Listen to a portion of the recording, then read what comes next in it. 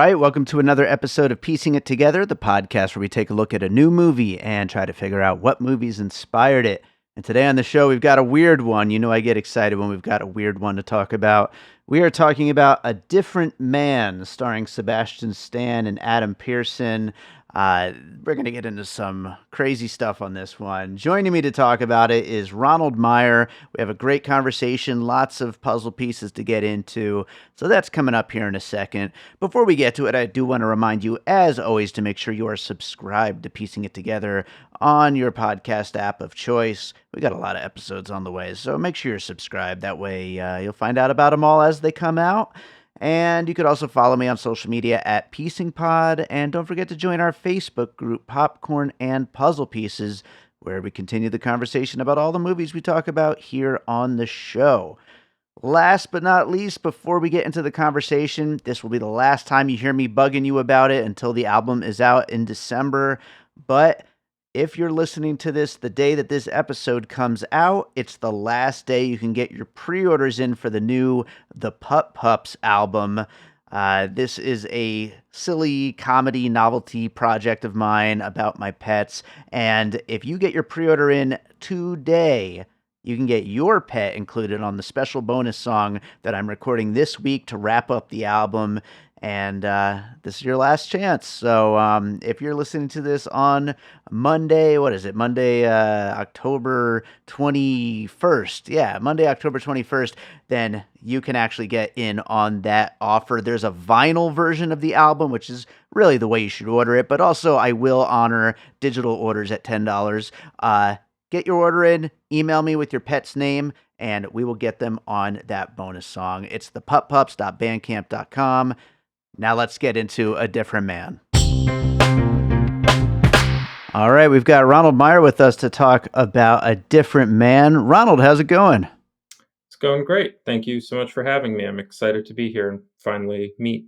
Absolutely, yeah. I am really looking forward to talking about this movie. It's a wild one. I think we're going to get into a lot of really interesting stuff on this. But before we do get into the movie, though, tell people a little about yourself and what you do. It's your first time on the show. Yep. I co-host a YouTube show called No Pundit Intended, but primarily I'm reviewing films right now for The Curb. You can find all of my writing there. And yeah, that's really where I've been focusing my energy, especially right now during festival season. Right on. Yeah, and it's been I mean it's always busy during festival season, but I mean it feels like there's been a lot. And I know when you had kind of pitched this one to me, it had been on my radar. I mean, I know a lot of people were talking about it out of the festivals, but where did you see this one first? So I saw A Different Man for the first time back in January at Sundance. Okay, it And was Sundance. Yeah. then I was lucky enough to see it again a couple of months later at NDNF, New Directors, New Films. That's a festival hosted by Lincoln Center, which of course does NIF, and they Hmm. do that in conjunction with MoMA. And when I saw the movie, I was just sort of, I'm always excited by films that feel both fresh and like they're really rooted in the cinema of the past. And so, yeah, I reached out to you months ago now, just because I thought, it's such a good fit. No pun intended. Yeah. Yeah, absolutely. Yeah, and it really is too. Like this is a movie that has so many things that we could talk about, from the way it's shot to the way it's acted to just the different layers of what this character goes through, and his story and the other characters as well. There's just a lot here, so it's going to be really interesting to see what we get into here. But let's get into it right now. What do you have for your first puzzle piece for A Different Man? So to start out, I'm going to go with something kind of simple and obvious. Um, well, I have a couple that I can use. I titled my review of the film "A Different Man Is Afraid," so I guess we can start talking about Ari Aster's "Beau Is Afraid." Sure, absolutely. Yeah. And there is a lot of anxiety in this movie, which is kind of the central theme with Beau Is Afraid, I think. Definitely, yeah. And by way of Beau Is Afraid, we can also relate the movie to Charlie Kaufman, but I think Hmm. it probably has more in common with Beau Is Afraid than with like Synecdoche, New York. But of course, Hmm. Beau Is Afraid is so Kaufman-esque, and yeah, there's just it feels like this character, Edward Lemuel, is being put through kind of a cosmic joke. And Sure. in the movie, there's also, I think, some imagery that you can read as a kind of metaphor for uh, the universe playing a joke. I mean, there is a literal black hole over his head, Sure. and I don't know how deeply do we want to dive into the plot right now. Yeah, we can get as deep into that as you'd like. Because, yeah, I mean, I think that some of that is going to be necessary to get into some of these pieces for sure. Okay, cool. So, yeah, I mean, the basic story is that this guy has, I think, neurofibromatosis. That sounds about right. I know a lot of those syllables were definitely in the description, but it's one of those yeah, weird things that, pops up in a movie and we're like, "Oh wow, I guess that is a thing maybe?" Like And so Edward, this condition covers his face in tumors, and predictably, everywhere he goes, people kind of look at him with a mixture of shock, disgust, and pity. And then one day he gets an opportunity to um, undergo this breakthrough treatment, and the sci-fi or like pharmacological mechanics don't really matter. That's not the point. sure. Yeah. And then he kind of gets to go through life enjoying the perks of looking like Sebastian Stan, until Sure. one day he meets someone with his condition, but none of that same psychic scarring. And it's absurd the extent to which Oswald, played by Adam Pearson, is like a photo negative of Edward. Yeah. And when I was trying to review the movie, I knew right away that I really loved the film, but it was clear to me I'd have to like chew on it and really break down how the different sort of elements of the film and the different parts of the film relate to one another. And I guess I just kept thinking of Oswald as like part of this cosmic joke, almost as if all of Edward's inadequacies and shortcomings have been inverted into party tricks.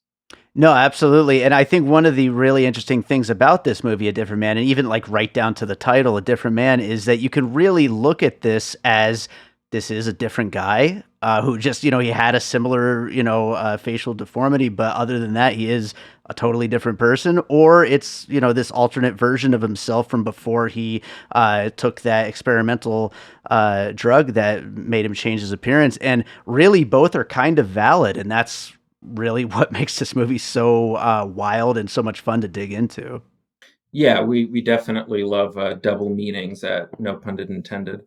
Yeah, And sure. so, yeah, there's just this. What really clicked for me was like, so Edward lives in this really seedy urban apartment with a molded ceiling, and I just kept thinking about how like this ceiling is like an actual black hole that just Hmm. sort of sucked up all of Edward's flaws, turned them into talents, and then spat Oswald back out. Because when Mm, Oswald does appear, it really feels like he's been beamed in from another dimension.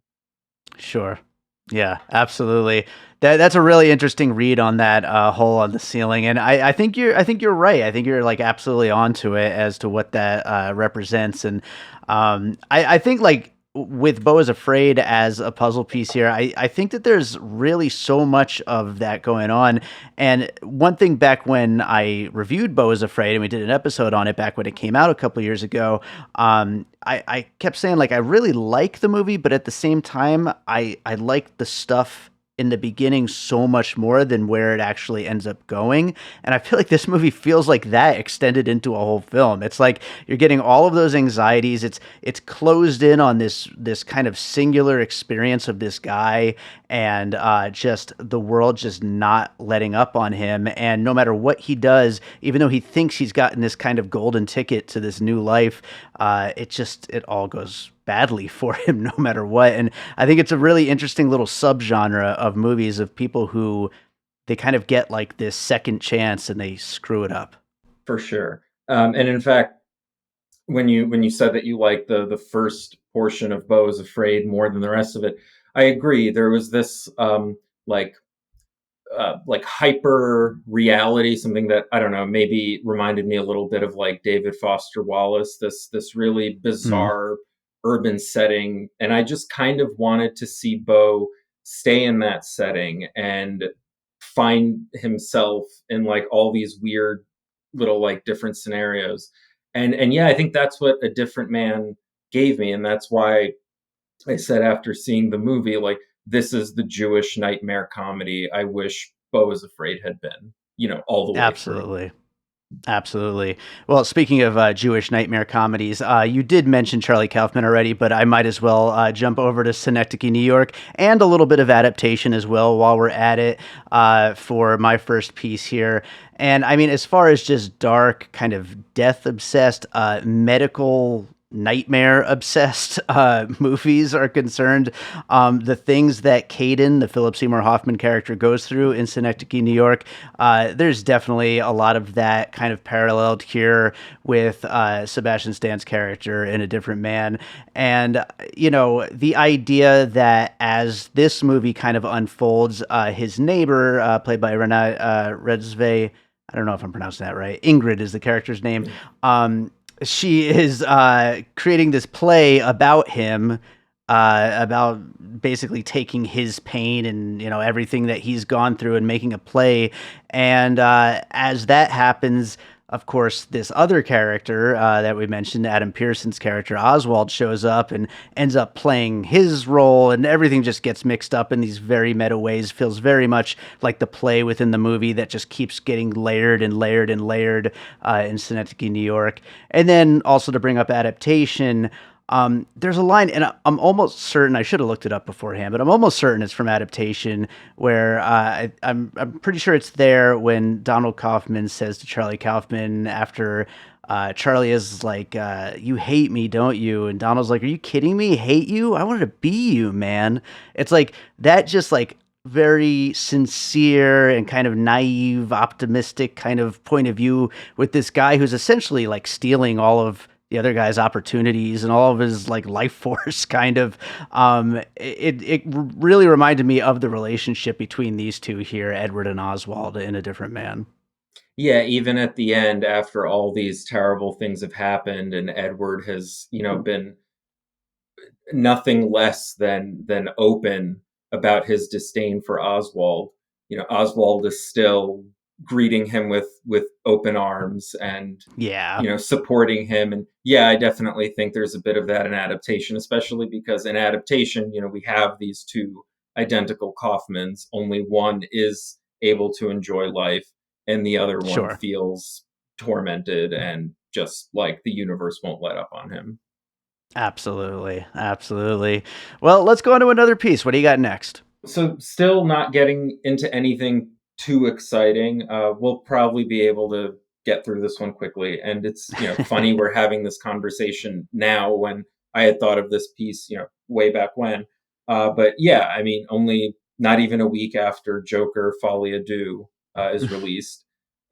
Yeah, I mean, Joker, right? It's part of that kind of seedy urban loner cinema. Everything is decaying, but in a very visually interesting way.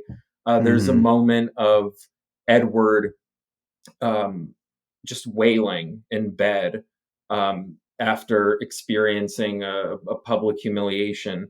And it was hard not to be reminded of Arthur Fleck. And just generally the atmosphere that Aaron Schimberg, the director and screenwriter of A Different Man, creates. there's a lot of that, at least aesthetically, in Joker. Yeah, I think you're absolutely right, and I think both movies they're kind of aiming for, a very kind of '70s kind of aesthetic to them.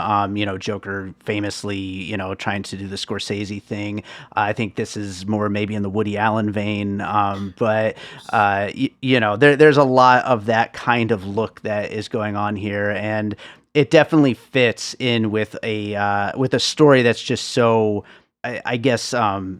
Built around a character who is just kind of falling apart. And we'll definitely have more to say about Woody Allen later, since he is directly referenced in the film. Absolutely, he is. Well, I will go. You know what? You brought up your Beau Is Afraid, an A24 film. I'm going to go with another A24 film for my next one. And technically, this movie only just came out this year, but it's been delayed so many times before it came out that it is entirely possible that the director, Aaron Schimberg, had seen it already before he had finished A Different Man. That's Problemista.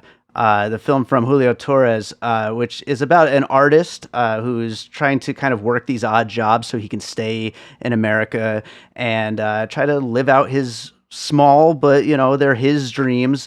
And just everything is just so stupid that it kind of gets in the way. And it's a very cynical movie. And I feel like this movie, A Different Man, I mean, again, it depends on how you read it because there's a lot of different ways to read this movie. But I think that there's a lot of cynicism involved here in the way people treat each other, the way people treat themselves, and I think that the kind of things that Julio Torres' character in Problemista has to go through, like you said, it's kind of like a cosmic joke kind of situation here in A Different Man, and I think that that's something that's going on in Problemista in a little bit more almost science fiction-y kind of way. It's just because it just gets so damn weird in that movie, but it also deals with everything in a kind of hint of, oh, this is all just very, very stupid. Yeah, Problemista, actually funny you brought that up. When I saw the movie earlier this year, I thought like, oh, this is sort of like Beau Is Afraid, so I guess by extension I have to connect it to A Different Man Sure. as well. Yeah, Problemista is almost like if you cross Beau Is Afraid with Cold Souls with Paul Giamatti. Okay. Um, Yeah, yeah. but yeah, I definitely agree with that one. Right on, right on. Well, let's go to another piece. What do you got next? Okay, here's where things get a little bit more interesting. I have Black Swan for a couple Hmm. reasons. One, I just think if we were to describe the visual presentation of the film, it's got like traces of, I don't know, maybe De Palma, maybe a little bit of John Cassavetes, just in the like cinema verite style that some of the outdoor scenes are shot in. Um, and maybe, and bringing up De Palma and Cassavetes, I'm just kind of revealing that my knowledge of cinema before a certain decade is limited. But Mm. whatever you associate Pizza Parlor Orange with, A Different Man has a ton of that.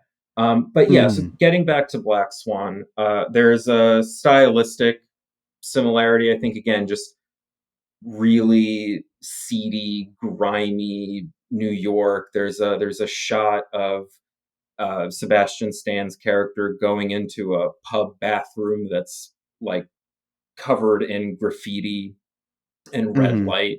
And like that really took me back to Black Swan. But of course, also just thematically, we have two actors vying for the same role. Uh, Sure. one of them is kind of disingenuously, or maybe not so disingenuously, friendly, and we see the main character kind of psychologically break under the pressure of trying to fit into what's being asked of them on the stage. Yeah, no, absolutely.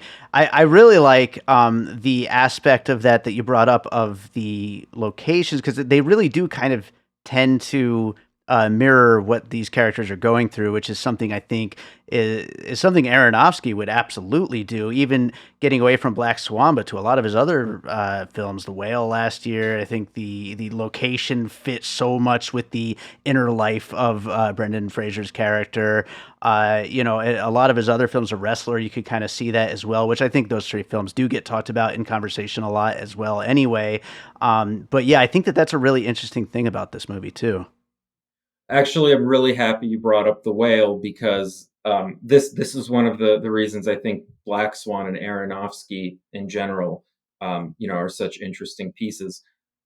In kind of harkening back to early Aronofsky, I feel like the movie is almost a rebuke of The Whale, Hmm. maybe inadvertently, but just in the conversation that the film is having about ways of representing people with disabilities or health Hmm. problems. There are whole conversations about appropriate casting choices, and do we use prosthetic to create this character? Do we go for someone authentic? And if we go for someone who actually fits this role physiologically, are we being exploitative? And so I Sure. thought it was so weird how I'm like thinking stylistically of one kind of Aronofsky, but thematically of a different, more recent Sure. kind. Absolutely, and I love that scene that you are talking about because yeah, they're talking in this film about the fact that they've casted this Oswald character, or they want to, in the film, and it's like, is that better, or is it better to just cast an actor and have him wear this face? And they obviously don't know that the Edward version was the old version. Yeah, there's so many layers to that, and I just thought that whole sequence was so funny and so well done, and yeah, a great piece here to bring in with Black Swan, and I think getting that little bit of the whale in there as well is definitely worthwhile. I'm going to go with Death to Smoochy for my next puzzle piece here. A absolute classic as far as I'm concerned. This kind of goes back to what we were talking about with Charlie and Donald Kaufman and adaptation, but Edward Norton's Smoochy, he's basically replacing Rainbow Randolph, the Robin Williams character, but he loves Rainbow Randolph. And he just thinks he's the best. And he doesn't want to replace him. He's just this naive kind of like niceness that he wants to somehow find a way for them to work together and to still be involved in this. And the whole thing, this whole play within the movie is so ridiculously obvious, you know what I mean? But it's like kind of perfect in that. And with Death to Smoochy being this like very ridiculously obvious children's show, I think that there's a lot of that there. And I think Death to Smoochy is just one of the most underrated, underappreciated, hilarious comedies of the 2000s. And so I felt like I had to include it here.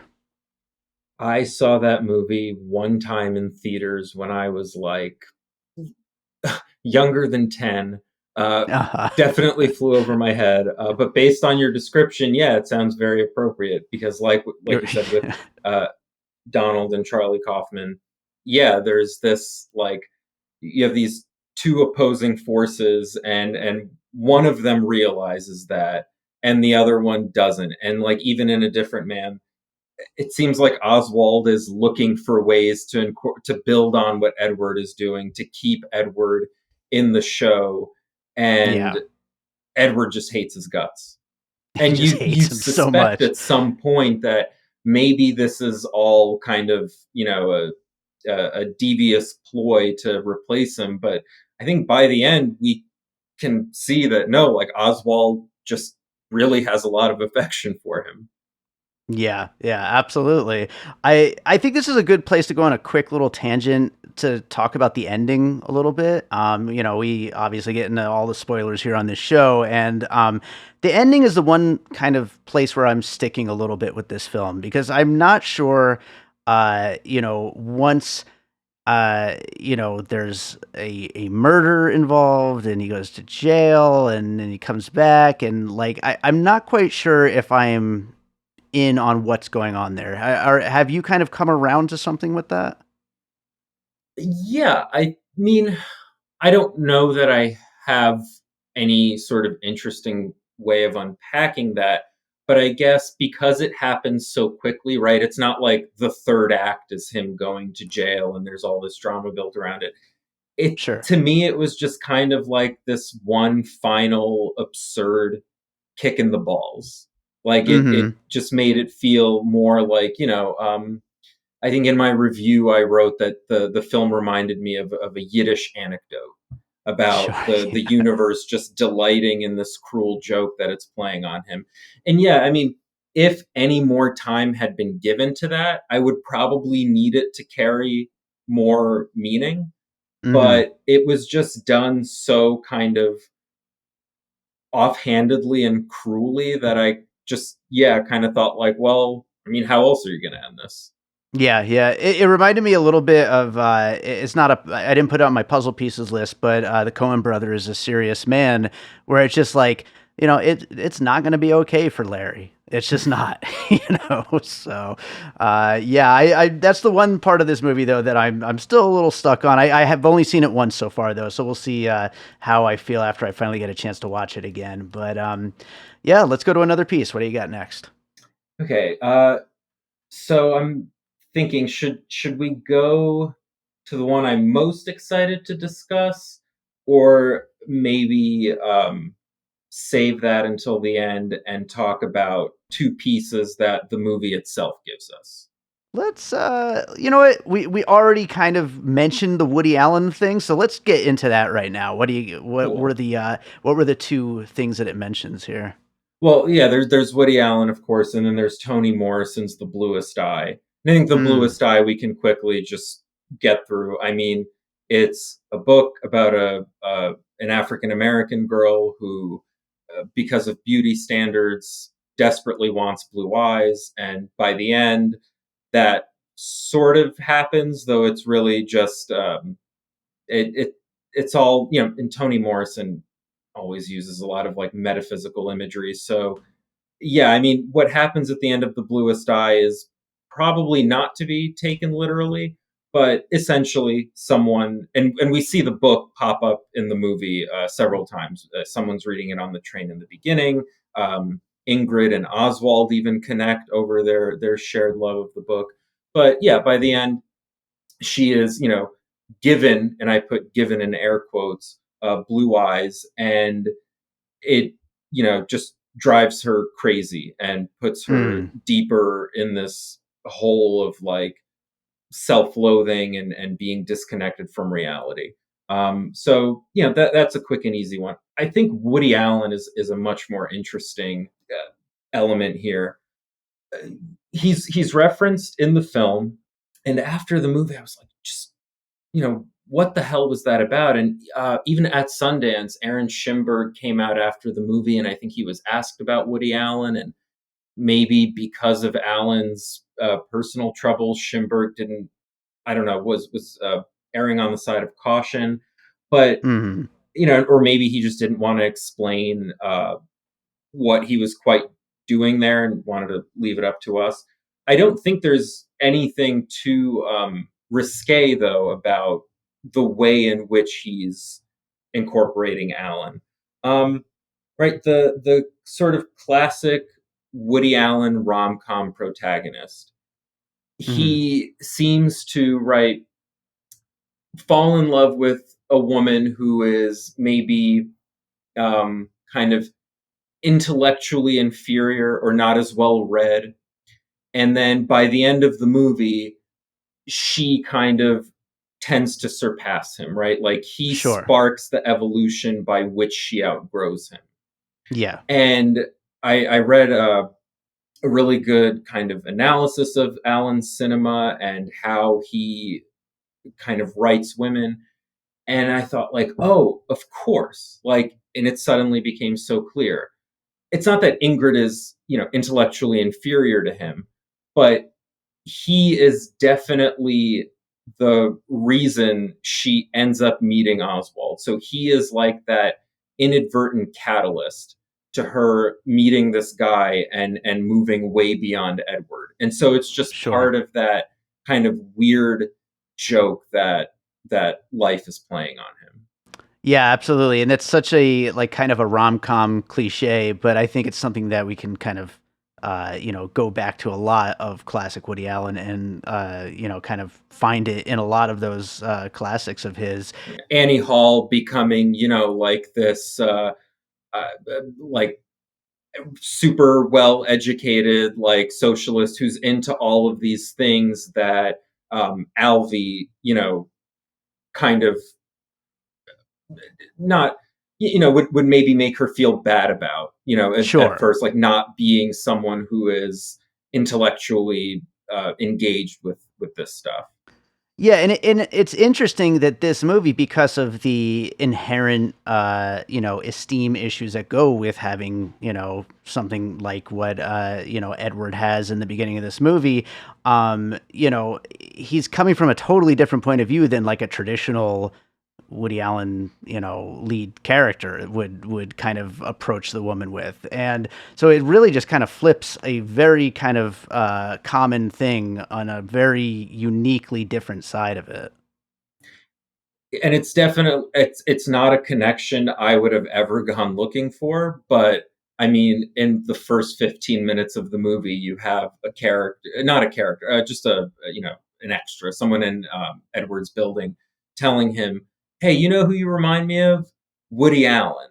And Yeah. like, once you hear that, you kind of have to go digging. And I mean, maybe that's a little bit of hand holding on Schimberg's part, but I'm really glad that that exchange was included in the film, because I think connecting it to Alan is just, it just layers the film. And as I wrote in my review, it kind of starts out as a slightly like Cronenbergian body horror before becoming a, a Woody Allen rom com by way of Charlie Kaufman.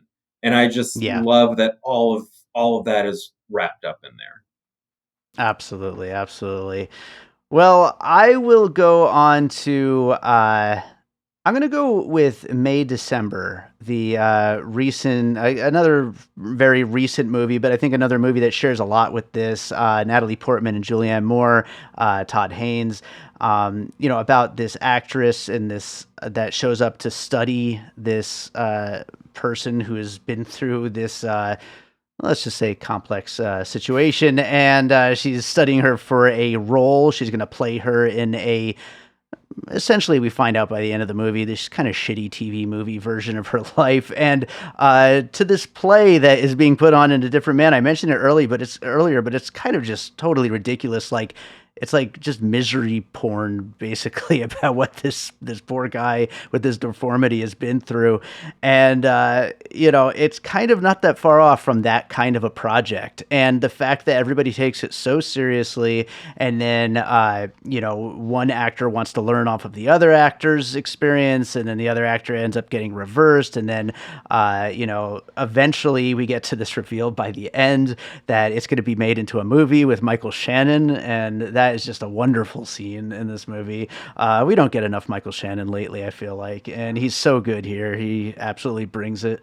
But that just adds, like, it's like the camera pulling back and you just get yet another layer of that whole kind of thing. And I think just the kind of ridiculousness of artistic types and how seriously they take these kinds of very on the nose projects. I think it's really well done here. Yeah, and May December.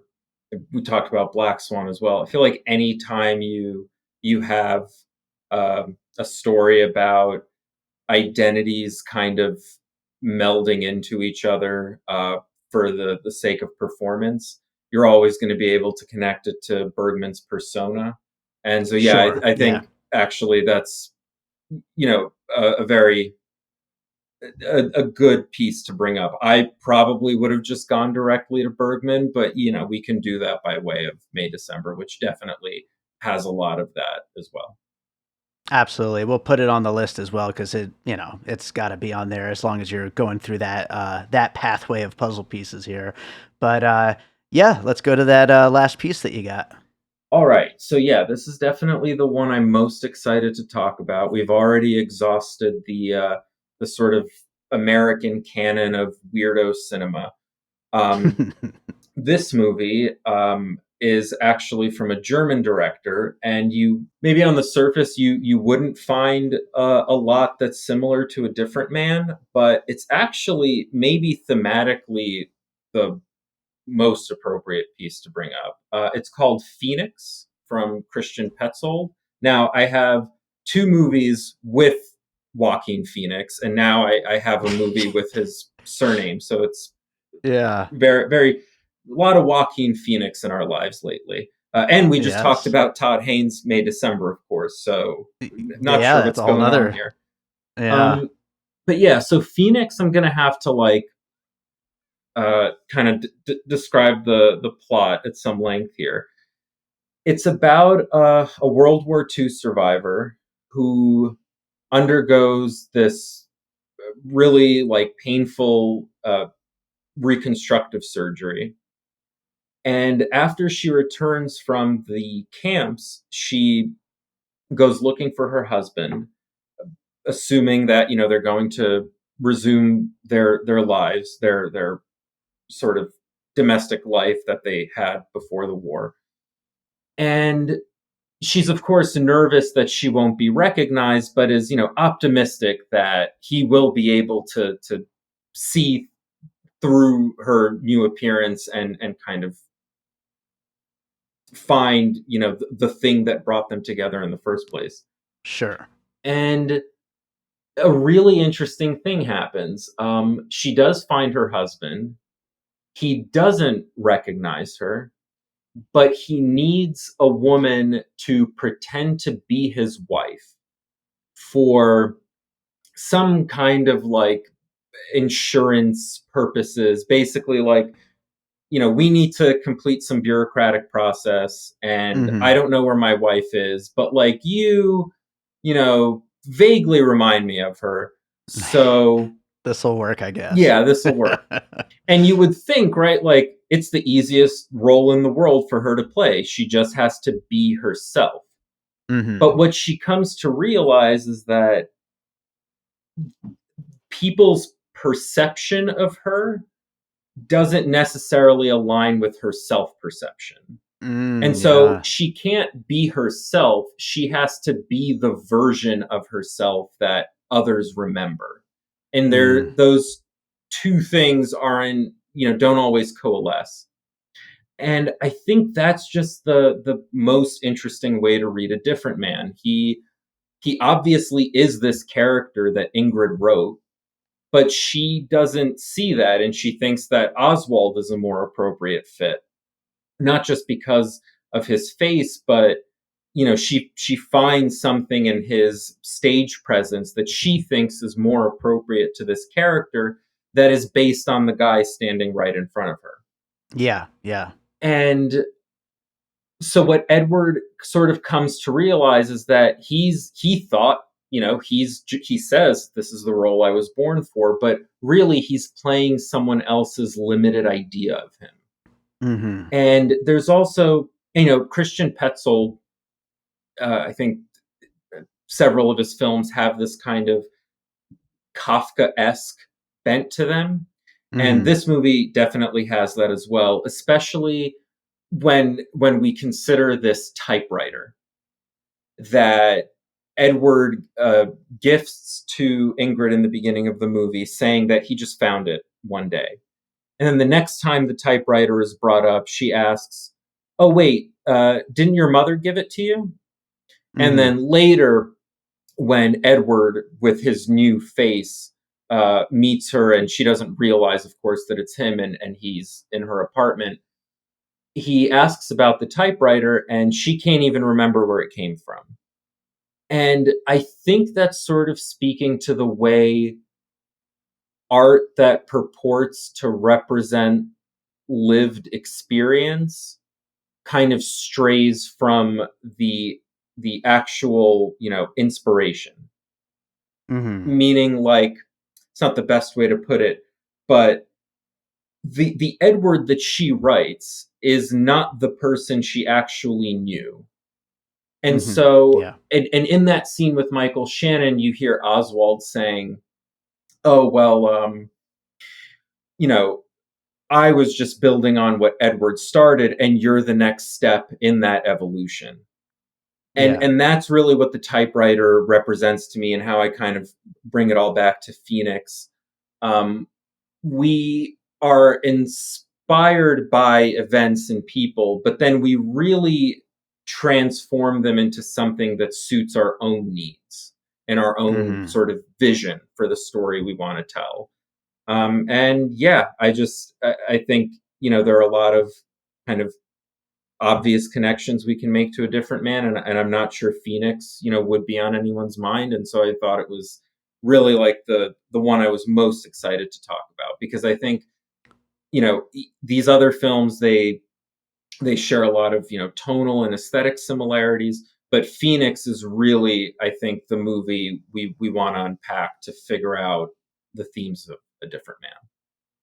Yeah, no, everything you're saying about it, it sounds so damn interesting. And I remember when that movie came out, and I have not seen it, but I remember all the raves it got back then, and it sounds fantastic the way you're describing it. It just sounds like a movie I would absolutely love.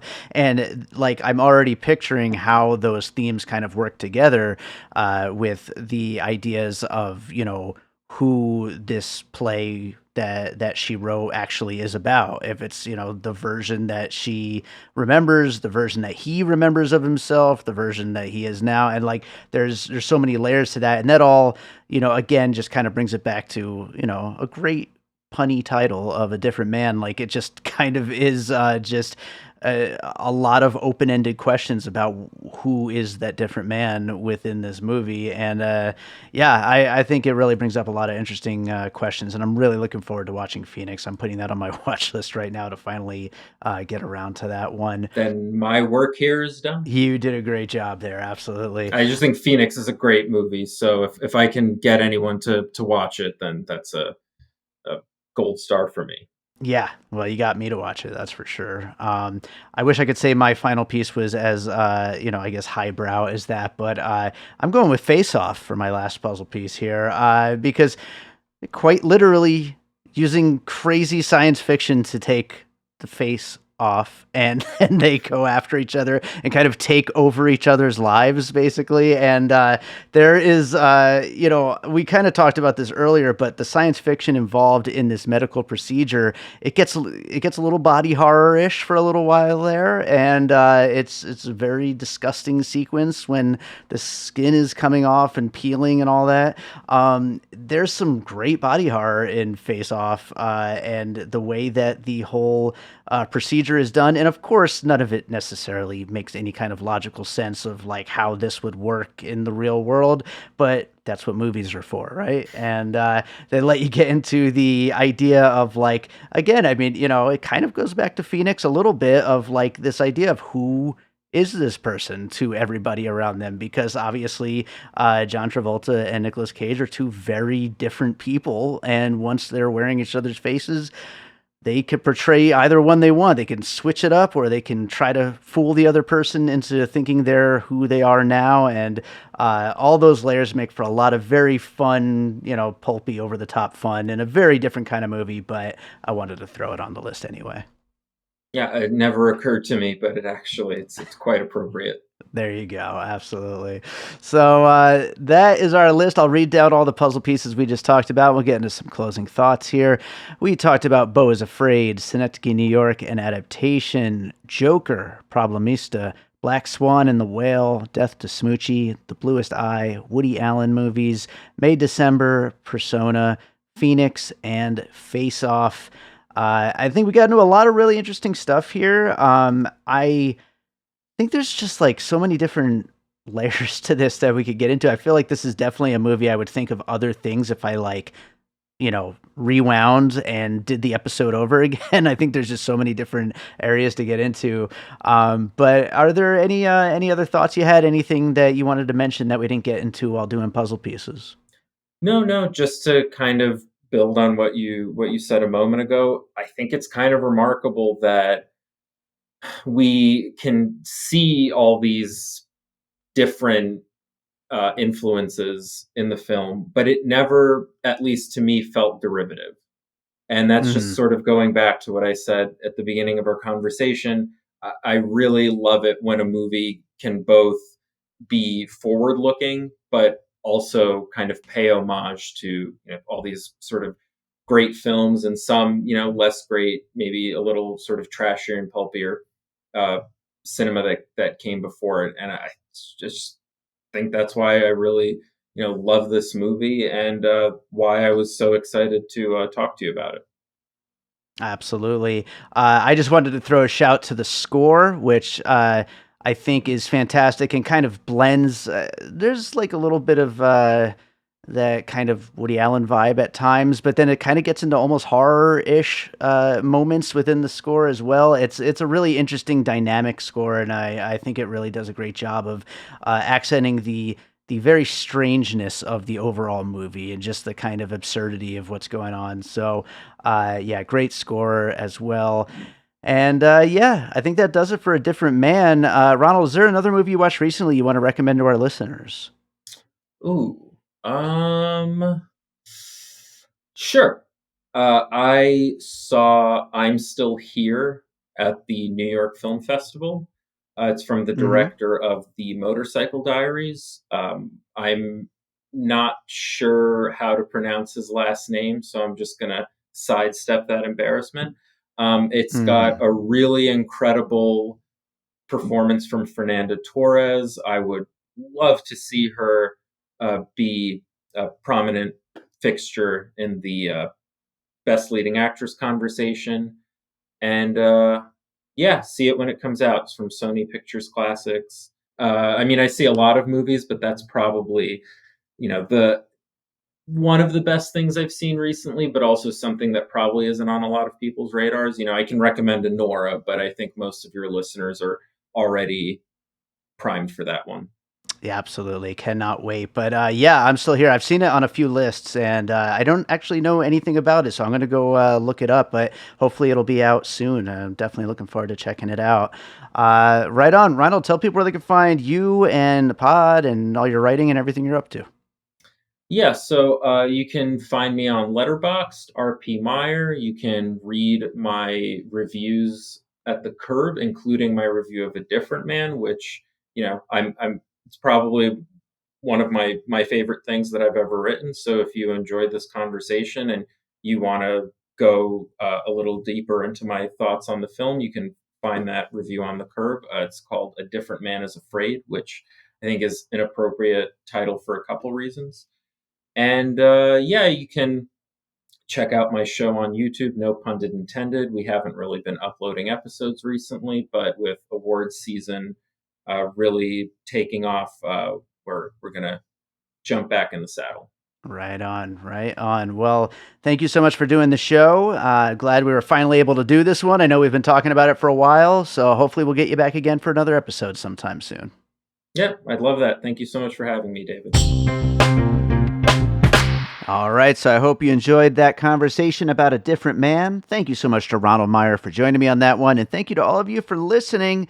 If you're enjoying piecing it together, make sure you are subscribed wherever it is that you're listening. We got a lot of episodes on the way, and if you're subscribed, you'll find out about them as soon as they come out. You could also follow me on social media at PiecingPod, join the Facebook group Popcorn and Puzzle Pieces. Don't forget, we do have a Patreon, the Produced by David Rosen Patreon, where I post bonus and advanced content from Piecing It Together, Awesome Movie Year, and from my music career.